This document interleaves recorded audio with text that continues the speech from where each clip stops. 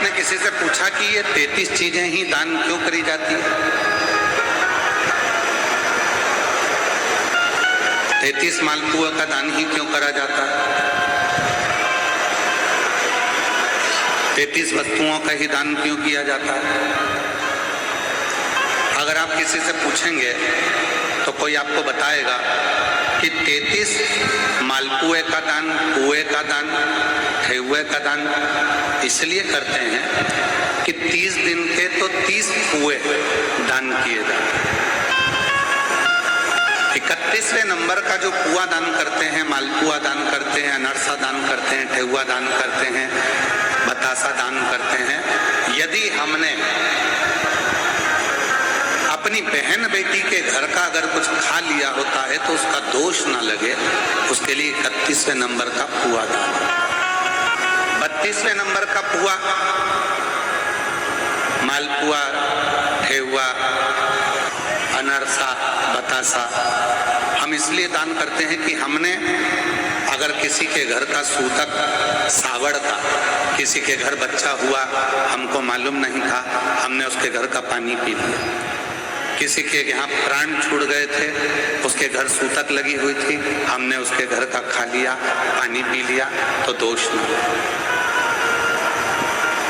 ये 32वें नंबर का जो पुआ होता है, ये हमें उस सूतक सावड़ के अन्न का भाग या जल का भाग हमने जो ग्रहण करा होता है उससे मुक्त कर देते हैं। और 33वें नंबर का पुआ हम इसलिए दान करते हैं अधिक मास में। 33 मालपुओं में 30 दिन के तो 30, 31वां बेटी के घर का खाया हो, बहन के घर का खाया हो तो दोष ना लगे। 32वां सूतक और सावड़ का अगर खाया है तो दोष ना लगे।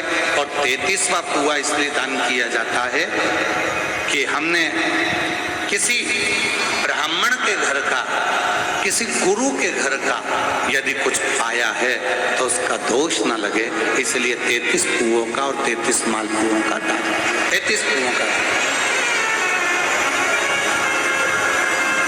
शिव तत्व कहता है, भगवान शंकर की परम पवित्र कथा कहती है, शिव पुराण कहती है कि भगवान शिव की जो आराधना साधना आप और हम करते हैं, जैसे प्रदोष का दिन आ जाता है, हर महीने की शिवरात्रि आ जाती है, आप लोगों के स्मरण में नहीं रह पाता कि आज प्रदोष है,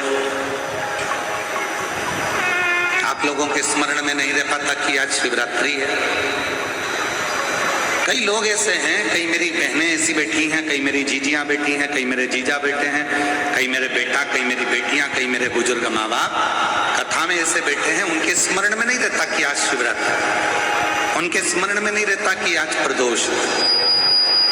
वो तो अपने कर्म में लिप्त रहते हैं, कार्य में लगे रहते हैं। कोई दुकान जा रहा है, कोई नौकरी पर जा रहा है, कोई काम में लगा हुआ है, कोई किसी काम में लगा हुआ, उसके स्मरण में नहीं रहता।